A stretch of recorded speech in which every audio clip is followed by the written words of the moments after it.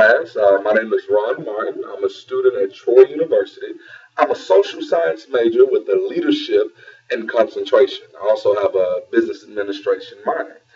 This evening, I would like to talk with you briefly about selecting new leaders in your organization, particularly a nonprofit organization, which is what this was kind of grafted for. This is highly important because as you graduate college and you go to pursue your career objectives, if you are an ambitious person, then one day you will be in a position of leadership, or many of you may already be in a position of leadership now, whether that's a place of leadership in the company you work for, the church you serve at, or the nonprofit or charity that you work with. Whatever it be, the majority of you are already leaders in some sense. And so because of that, there will come a time in your life where you are challenged to select new leaders. Challenged to select new leaders who will add value to your organization, company, or charity. And it's important that you can make the right decision. Now, that process often comes with a great deal of pressure. There's often a great deal of tediousness involved. And so I want to be able to give a little information from my personal experience, things that I've learned. Everything that I'm going to share in this briefing are things that I've learned. I'm not going to let you just learn from my successes. I want you to learn from some of my failures as well. And so I've drafted something that I call the Ables of Leadership. In a great book I read, a man by the name of Jethro told his son-in-law, Moses, he said, the way you're leading is not good. So he said, what you need to do in order to help you lead is you need to select leaders who are able. Now, I could have stopped right there because that was good enough for me. But he said, you select leaders who are able, leaders who have the capacity to lead tens, who have the capacity to lead 50s, hundreds, and thousands, and so on. But the thing that stuck out to me is that he specifically said, select leaders who are able. That made me want to do some research on the word able. I found if we're going to select leaders for any organization, we need to make sure that they are able.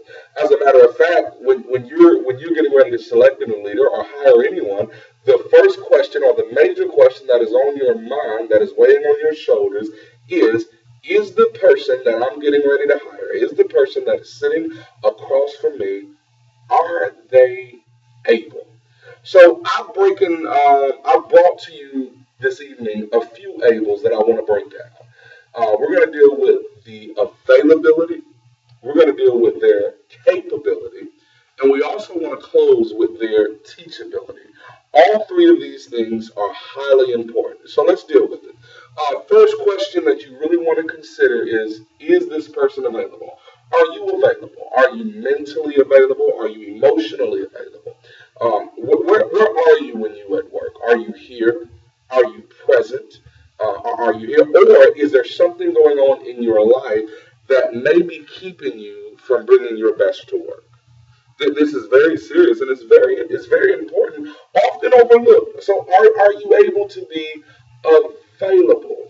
How many times have we seen someone get hired for an organization only to either get fired or have to walk away from the job a few weeks or a few months later because there's just so much going on at home? There's either pressure or stressors at home that is keeping this person from being available.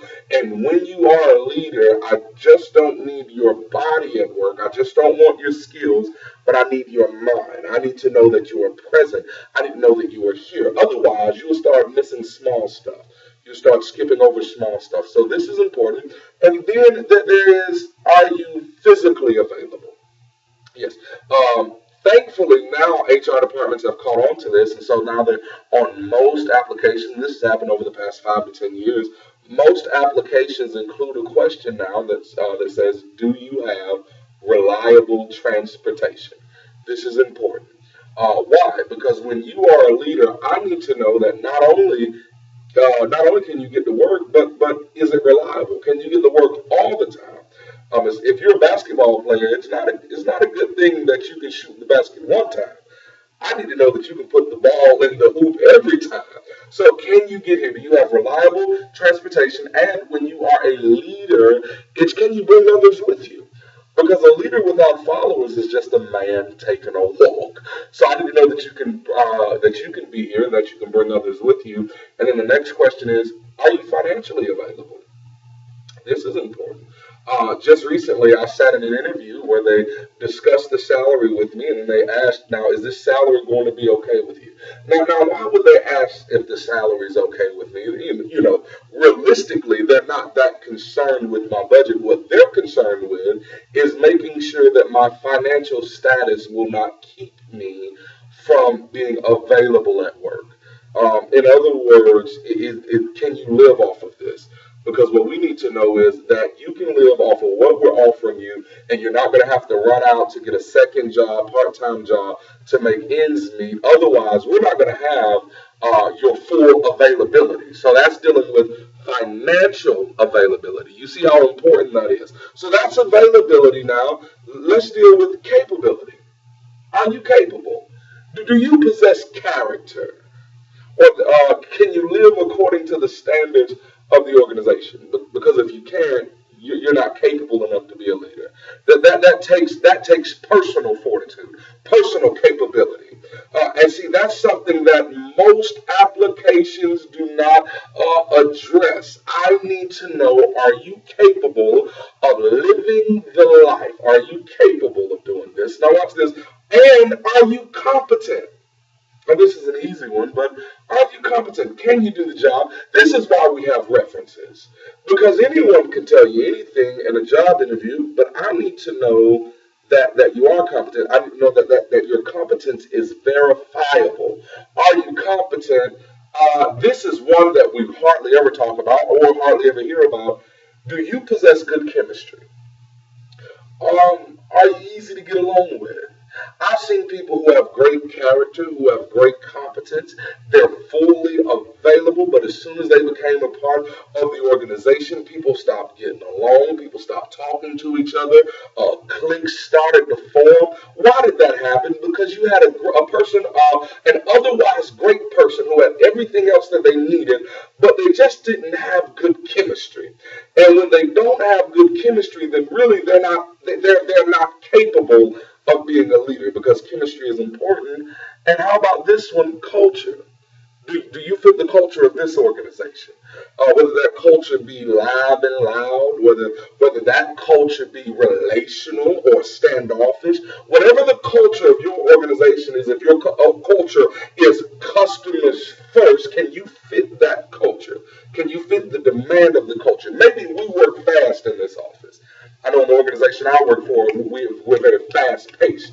I'm the senior leader of this organization, and I'm a fast-paced person. So anybody that's coming to that organization, they have to fit that culture, and they got to move fast with us. If not, then I love you, but you can't work here because you're not capable of keeping up. And then confrontation.